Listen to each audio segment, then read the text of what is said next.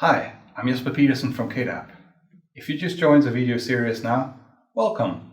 You might want to rewind back and see some of the previous episodes where we were doing layout manually, because the topic of this video today is layouting, using anchor layouts.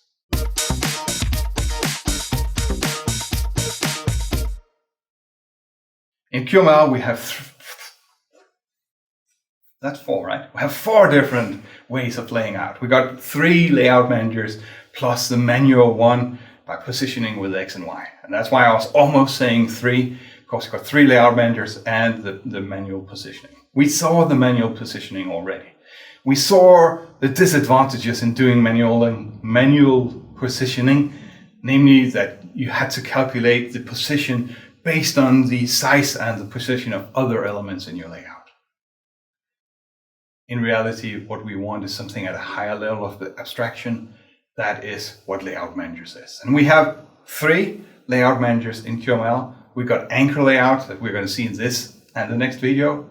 We got positioners, that's what they're called, which we'll see when we talk about repeaters and so on. That's our column and row and grid. And we got Quick controls layout, which is the 3rd layout manager.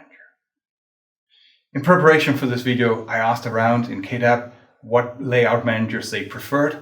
And trust me, this odd one out here, the 4th finger, nobody prefers to lay out with X and Y. That is that's the fallback position. If the other layout manager cannot do exactly what you want, then you can always do it with setting the X and the Y and the width and the height just as you need. But for most other purposes, you have one of those 3. And the winners was 50-50 to, by default, preferring anchor layout and by default preferring Quick controls layout. I'll let you choose which you prefer. In the notes underneath here, I'll put in a link to the other 2 layout managers so you can look at them right away. They might not be ready when you watch this if you're an early adapter of our video series, but stay tuned, subscribe to our channel, then you'll know the second they are up there. Layout using anchor layout works like this.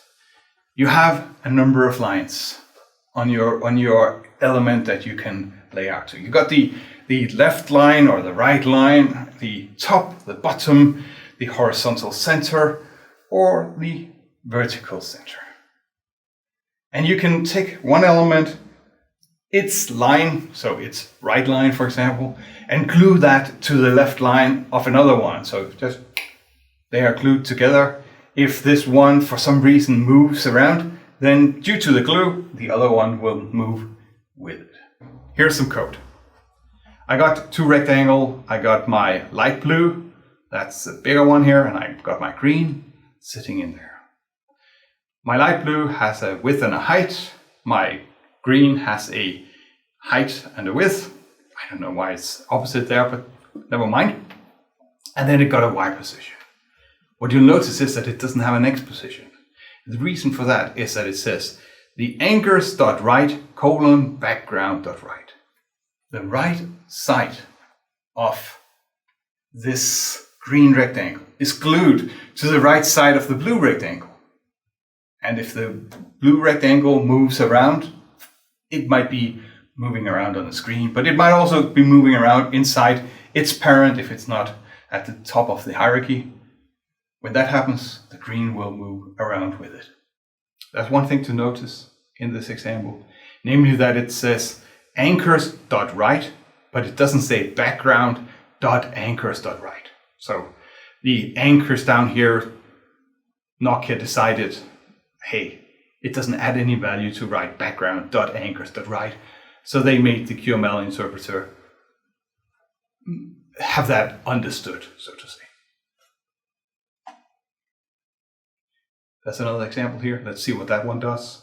I got my rectangle again, the light blue, it's exactly as before.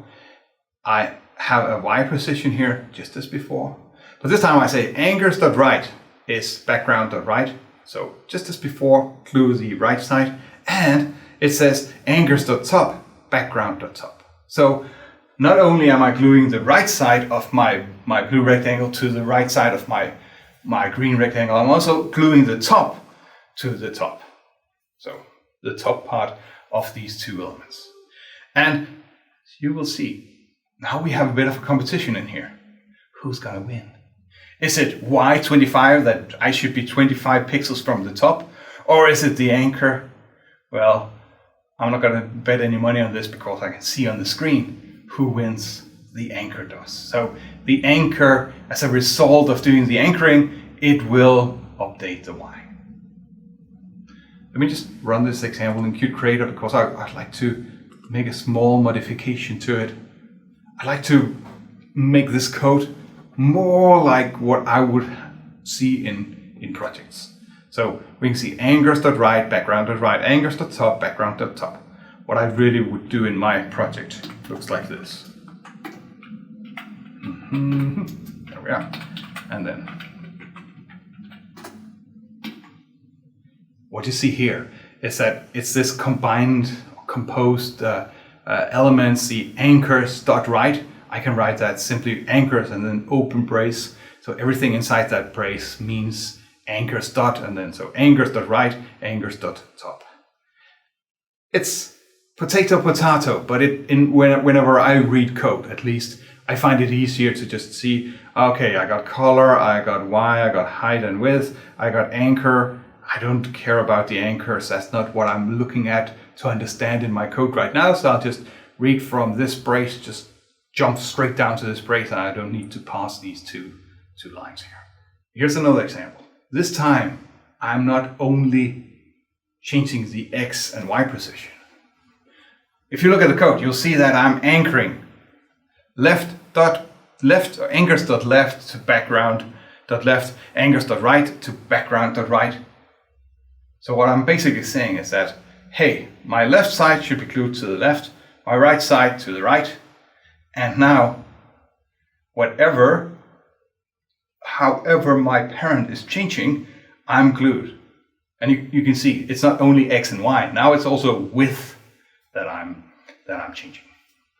So anchoring is both X and or Y, and width and or height. So X, Y, width and height can be affected by anchoring. And in this example, X anchor.top, that means that I'm changing the Y position. Anchors.left and anchors.right means that I'm changing the X and the width. Now the height is the only one not anchored by these 3 lines of code, and that's what I have here in line 10, height, 50.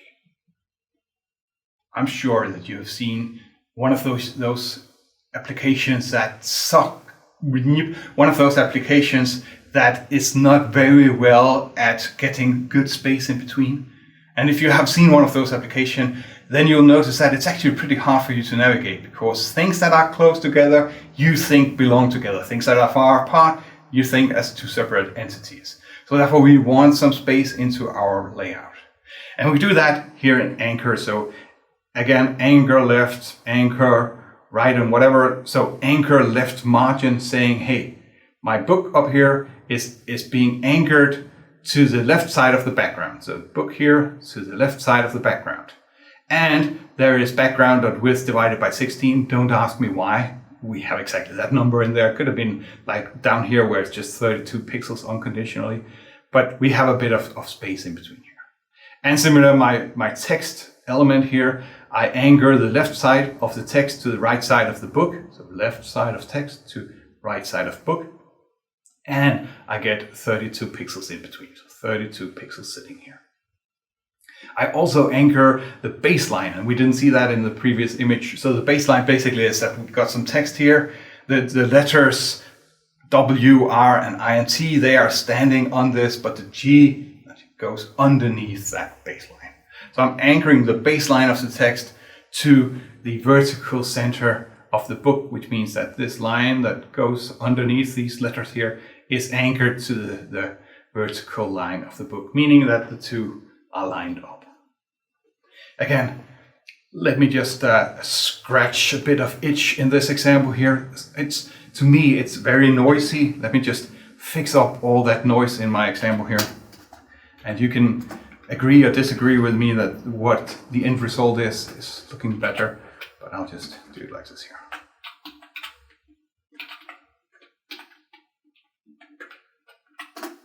Doesn't that look easier to parse?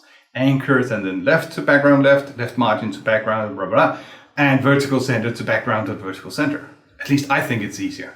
And when I read this example here, and again, it's purely for inclusion on the slides, I'm sure that somebody did like this, but I would like to have it look more like this here. Then I can see my image has an ID, the source of the image, anchoring, yeah. At this point in my mental process of understanding what's going on here, I don't really want to know details about the anchoring, so hey, that's cool, whatever we do in here. We have two special anchors. They're not anchor. It's almost like an abuse of the anchor, because anchor is like anchors one thing to the other thing, but we've got two special ones that is nevertheless very useful. One is called centered in, and the other is called fill. And we see the centered in on this slide here. We say, hey, I have a rectangle here. It's light blue. I got another rectangle here that is green. You can see there's one on the application running here, and its width and height is 50, 50. So I'm missing specifying the x and the y. And for that I say anchors.center in parent. You don't really need to understand anything else. You just need to listen to what is going on here. It says, hey, you should center in parent. And that's exactly what anchors.center in does. It specifies an element over here, and that element, it will be specified in that one. Maybe this is actually the first time that we see parent. So let me just put a word on that one. You can refer to the element's parent without an ID simply by calling out the name parent. So when you look at the code here, it doesn't say parent anywhere here up in the it doesn't say ID colon parent or anything the like. It simply refers to that. So that was the center in. The other one is fill, and you see this beautiful image that I have over here with two rectangles, a blue rectangle that has a child that is a green rectangle. My blue rectangle has a given size, and my green rectangle fills the parent with 10 pixels of margin. So 10 pixels there, 10 pixels there, 10 pixels there, and 10 pixels there, which gives me this effect of a border or something the like. Okay, that's it for this video, but please do not go and do anything else now. You want to see the next video, trust me. Because in the next video, I am gonna answer one question that I'm gonna solve a problem that I will bet $1 million trillion. Oh, I'm not gonna take that bet with any of you, but I could bet $1 million trillion on that you will face that problem very soon after you started playing with anchoring. The problem is, it's called a binding loop. So stay tuned for this video.